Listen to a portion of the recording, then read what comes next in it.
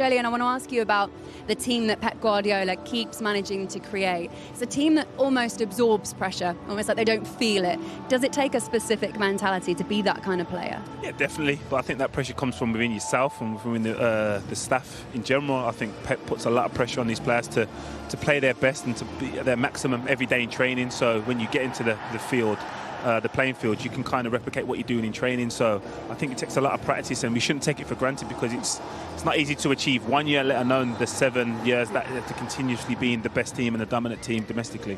Does it become an addiction? Does it have to become an addiction to keep winning?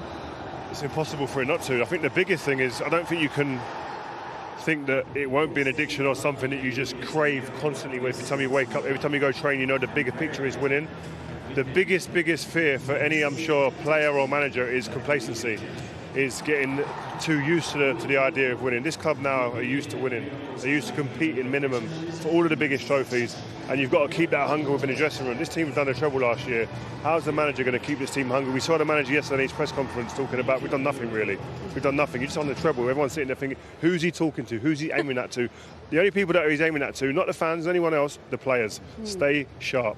Gundogan's gone, you've got players like Mahrez as well, and then you've got Kevin De Bruyne being out in the first game of the season. But it's a team that seems to constantly reinvent itself. How do they do that? A lot of patience, recruitment, scouting. There's so many elements to that they get right. The club have been used to transitioning, whether it be from Vinny to John Stones, Ruben Diaz, and for me, there's a lot of credit that goes on behind the scenes, because there's players that are arriving that aren't household names, like Edison, Akanji, like Rodri. These aren't recognisable names in the world of football, but they come here, they develop and become world-class players. So there's a lot of credit that goes to the manager, obviously, and the coaching staff to developing players, but also the recruitment, because they absolutely require the right elements. And when they're recruiting their players, they're looking at and thinking, well, what are you doing for your team? What are you going to need to do in our team? And how much can the synergy match up? We've seen it so much when it doesn't work as well, when you've got teams that know how to win and then they lose a couple of key players and it just doesn't happen again, Rio.